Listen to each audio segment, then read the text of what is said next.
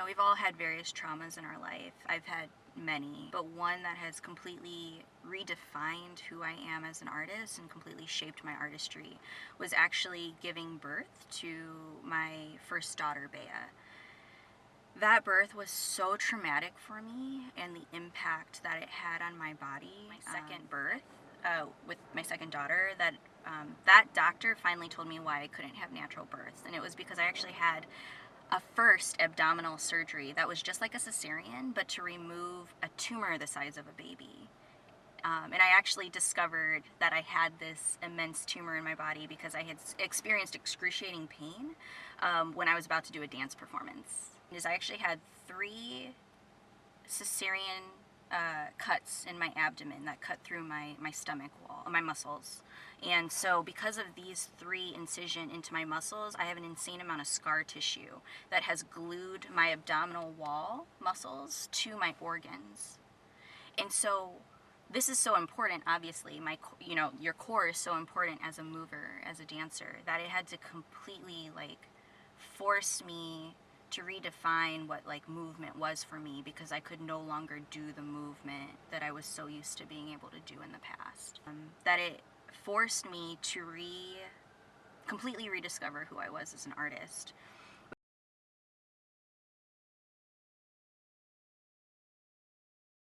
And so, and as a dancer, I was like, I'm gonna push through, because we've been preparing for this performance for how long, right? I'm not gonna let a little pain shy me away from this performance. So I stayed and performed all night. It was one of those performances where it was carnival. So you go, you tech, you're there all motherfucking day, and then you perform 12 hours later. But I was in excruciating, increasing pain that whole time. And then the next day I was in the hospital to remove this tumor, giving birth to my first daughter, Bea. I tried to have a natural birth for about 47 hours. I was in labor with no meds. No meds. I'm a warrior. I had to go into an emergency cesarean C-section. And so right after I gave birth to her, and this was the moment I had been looking forward to for so long, I was so excited to meet her, and the shitty-ass doctor took her away, and I wasn't able to hold her after I gave birth to her. And I wasn't able to see her for 12 hours afterwards. And right after I gave birth, about an hour later, my body went into a convulsive shock. But the hospital was so incompetent, and the staff was so incompetent, and I don't say that lightly, that when I went into this traumatic shock, at the time I was terrified, and the doctors thought that I was just cold. So they just kept bringing me blankets. And that's how they fixed the issue of me shaking, which is, here's 30 blankets for you to keep warmer. A whole bunch of shit went down at that hospital. We were there for about a week, isolated from each other, and then finally, by the luck of God, another doctor came in and was like, I don't know why you're still here. You didn't need to be here. And so he discharged me, a week later. So I'm Gabriela Starr Miller. I'm from the Midwest. I've jumped around from country Illinois was where I was born, Princeton, Illinois, to Northwest Indiana, and then here at the city. I've been here for probably the last, 18 years or so. How I classify myself as an artist, I feel like my whole life I've been trying to define that. And who I am as an artist has really ebbed and flowed with what stage I am in life. I'm a mover. It's hard for me to say dancer.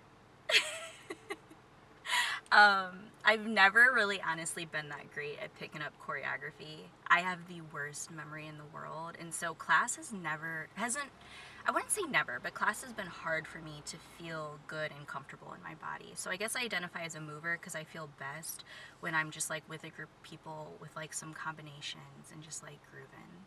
So I'm a mover, and I'm a writer. My ethnic and cultural background, so I'm half white. My mom is German and Polish. We grew up with some Polish food, but other than that, really we're just American, a good old American family. But then on my dad's side, so I'm half Asian, and my dad is half Filipino and half Chamorro. and I'm really connected to my Chamorro culture. And basically, no one knows what that is. Basically, that's the natives of the island of Guam. But yeah, I've been an only child my whole life, and definitely the impact of my mom and dad being kids when having me and growing up with that, I very much had to grow up at the same time as they were growing up. So it was definitely a different lifestyle. Like, I remember being in high school and saying, "Bye, Mom, have fun at Riot Fest." Well, I'm like at home getting ready for bed. But yeah, no, they were both really phenomenal parents, even though it was definitely a unique experience. Just this past month has honestly been such a trial. The entire month has been a challenge, just everything kind of happening at once. And I think that sometimes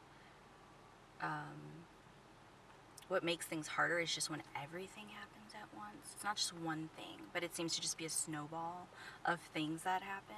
You know, I believe mental health can't be isolated on its own. So the entire holistic well-being of a person needs to be taken into consideration. And not just only as an individual, but in relationship with other people and the communities that this person is a part of. So when I think of mental health, I definitely think of like the intersection of what wellness means for a single person.